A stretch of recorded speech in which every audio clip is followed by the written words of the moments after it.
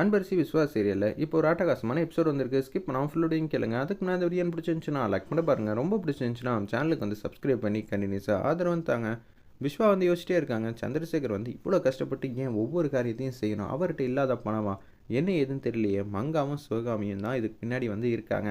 நம்ம மாமாட்டே இல்லை அன்பரசிகிட்ட கேட்கலான்னு சொல்லிட்டு விஸ்வா வந்து வெளியில் போகிறாங்க. இதை வந்து கஸ்தூரி வந்து கேட்டுட்டாங்க. அப்போனா சிவகாமி மங்காவும் திருந்தவே இல்லையா? சரி அவங்களே பார்த்துடலான்னு சொல்லிட்டு அவங்க ரூம் பக்கம் போயிட்டு இருக்காங்க. அம்மா, இந்த கல்யாணத்தில் நினச்சா எனக்கு காமெடியாக தாம்மா இருக்குது. பெரிய மண்டபம், ஆனால் இந்த பெரிய மண்டபத்தில் வைக்கிறதுக்கு ஒன்றுமே இல்லை பார்த்தியா? வெளியிலேருந்து பார்க்குறவங்களுக்கு எல்லாம் வந்து அப்பாடா இவ்வளோ பெரிய மண்டபத்தில் கல்யாணம் வச்சுருக்காங்கன்னா பேமெண்ட்லாம் ஹெவியாக வரும்னு நினச்சிட்டு இருப்பாங்க. ஆனால் கடைசியில் பார்த்தா எதுவுமே வரப்போகிறது இல்லைன்னு அவங்களுக்கு தெரியிறப்ப எப்படி இருக்குங்கிற மாதிரி சிவகாமியும் மங்காவும் திங்க் பண்ணிகிட்டு இருக்காங்க. அப்பான்னு பார்த்து கஸ்தூரி வந்து ரூம்குள்ளே வந்து கதை வந்து தாப்பப்பட்டாங்க. இன்னமும் நீங்கள் இந்த கல்யாணம் நடக்கக்கூடாதுன்னு தான் பிரச்சனை மேலே பிரச்சனை பண்ணிகிட்டு இருக்கீங்க. நீங்கள் திருந்துவீங்களா இல்லையான்னு தெரில. ஆனால் திருந்தறதுக்கு முயற்சி பண்ணுங்கள். தயவு செஞ்சு என் பொண்ணையும் என்னையும் கொஞ்சமாவது நிம்மதியாக இருக்க விடுங்க. 20 வருஷத்துக்கு முன்னாடி நீங்கள் பண்ண விஷயத்தெல்லாம் என்னால் மறக்கவே முடியாது. என் வாழ்க்கையை என்கிட்டேருந்து எடுத்துக்கிட்டு நீ அந்த இடத்துக்கு வந்த. நான் விதியை நினச்சி எல்லாம் வந்து விட்டுட்டேன். ஆனால் அன்பரசிக்கு இதே மாதிரி வந்து பிரச்சனை மேலே பிரச்சனை பண்ணிங்கன்னா என்ன அர்த்தம்? நீ எனக்கு பண்ணதை அப்படியே பிசுறு தட்டாமல் உன் பொண்ணு என் பொண்ணுக்கு பண்ணிக்கிட்டு இருக்கா. தயவு செஞ்சு மாறுங்க. இல்லாட்டி ரொம்ப கஷ்டம்தான். இந்த சொத்து வந்து உனக்கு தான் என்றைக்குமே உரிமை. நாங்கள் அந்த சொத்து மேலே ஆசைப்பட்டதே இல்லை. இன்னமும் நம்ம எல்லாம் ஒரே குடும்பம் தான். நம்ம அன்பரசி வந்து நினச்சிட்டு இருக்கா. அன்பரசி நினச்சிருந்தாலும் நான் நினச்சிருந்தாலும் உங்கள் 2 பேரையும் மாட்டி விட்டுருந்தா என்ன ஆயிருக்குன்னு தெரியுமா? மங்கா, 20 வருஷத்துக்கு முன்னாடி நீ ஒரு விஷயம் பண்ணியே, அது உனக்கு ஞாபகம் இருக்கா இல்லையா? இப்போ கூட ஜானகி அத்தைக்கிட்ட சொன்னா என்ன ஆகுன்னு தெரியும்ல. பார்த்துக்கம்மா பார்த்துக்க. எல்லா நேரமும் நான் அமைதியாக இருப்பேன்னு நினச்சி பார்க்காதீங்கன்னு சொல்லிட்டு கதவை திறந்துட்டேன். அங்கேருந்து போகிறாங்க.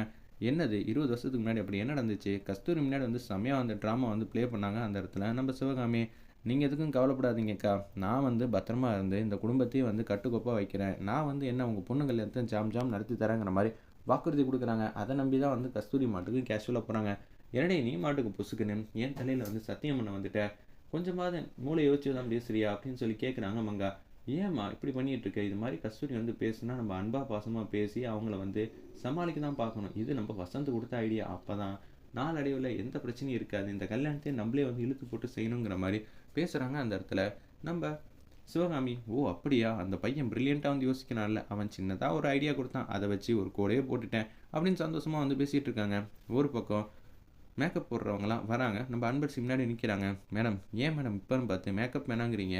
எங்கள் மேலே உங்களுக்கு சந்தேகமாக இருக்கா? இல்லை வேறு யாருக்கும் வந்து கொடுத்துட்டீங்களா ஆர்டரை? சேச்சா அப்படியெல்லாம் இல்லைங்க, வேணாங்க. கடைசி நேரத்தில் ஏன் இப்படி சொல்கிறீங்க அப்படின்னு கேட்கும்போது, உங்களுக்கு எவ்வளோ பெரிய மண்டபத்தில் வந்து கல்யாணம் வந்து வச்சுருக்கீங்க. இதெல்லாம் உங்களுக்கு ஒரு காசே இல்லை. அப்படி இருக்கும்போது ஏன் மேடம் இப்படி பண்ணுறீங்க? நான் உங்களுக்கு ஒரு விஷயத்த சொல்கிறேன். என் கூட பிறந்த தங்கச்சியாக நினச்சி தான் சொல்கிறேன். தப்பாக நினச்சிக்காதீங்க. இப்போ பணம் கஷ்டம் ஓவராகவே அதிகமாக இருக்குது. என்ன மேடம் சொல்கிறீங்க? எங்கள் அப்பாவுக்கு கடைசி நேரத்தில் கல்யாணம் வச்சதுக்கப்புறம், அதாவது 4 நாள் முன்னாடி தான் பெரிய பிரச்சனை வந்து வந்துருச்சு. அப்படி இருக்கும்போது ஒவ்வொரு காசும் பெரட்டுறதுக்கு ரொம்ப கஷ்டப்பட்டுக்கிட்டு இருக்காரு. இப்போ இதனால் கொஞ்சம் காசு மிச்சம் ஆகும். அது மட்டும் இல்லாமல் எங்கள் அப்பா ரொம்ப பாவம் தானே. ஒவ்வொருத்தருக்கும் வந்து தலைகுனிவாக வந்து அப்படி நின்றுட்டே இருக்காரு. உங்கள் முன்னாடி அப்படி தான் நிற்பாப்புல எங்கள் அப்பா. நீங்கள் மேக்கப் போட்டு விட்டீங்கன்னா அதனால தான் எங்கள் அப்பாட்ட இப்போ கொடுக்கவும் கையில் காசு இல்லை. பரவாயில்ல மேடம், நீங்கள் போன்னு சொல்லியிருந்தால் நாங்கள் கண்டிப்பாக போயிருப்போம். ஆனால் நீங்கள் உங்கள் கஷ்டத்தெல்லாம் சொன்னீங்கல்ல, எங்களுக்கு ரொம்ப பிடிச்சிருக்கு மேடம். உங்கள் கல்யாணம் எந்த பிரச்சனையும் இல்லாமல் நடக்கிறதுக்கு எங்களோட வாழ்த்துக்கள். இதுவும் மூர்த்த நேரம் தான். உங்களுக்கு அடுத்தடுத்ததும் ஆர்டர் வந்து கிடைக்கும். தப்பாக நினச்சிக்காதீங்க அப்படின்னு சொல்லி அனுப்பிச்சி வச்சிடுறாங்க. அந்த இடத்துல நம்ம அன்பரசி அப்போன்னு பார்த்து கேட்குறாங்க. மஞ்சு, என்னடி மேக்கப் வேணான்ட்ட? மேக்கப் இல்லைனா ஃபோட்டோ கடைசி வரைக்கும் வந்து ஒரு பிரச்சனையாகவே உறுத்திக்கிட்டே இருக்குமே. உறுத்தலோட இப்போ எங்கள் அப்பா இவங்க முன்னாடி நின்று அப்புறமேட்டு காசு தரேன்னு சொல்கிறத விட என் மனசுக்கு வந்து உறுத்தலாலாம் இருக்காது, சந்தோஷமாகவும் நிம்மதியாகவும் தான் இருக்குங்கிற மாதிரி அந்த இடத்துல வந்து பேசுகிறாங்க. இதை மஞ்சு வந்து சொல்கிறாங்க, நீ கேட்குறத பார்த்தா ரொம்ப சந்தோஷமாக தான் இருக்குது. எல்லாத்தையும் ஒரு கண்ணோட்டத்தோடு பார்க்குற. அப்பா கஷ்டப்படக்கூடாதுன்னு நினைக்கிற.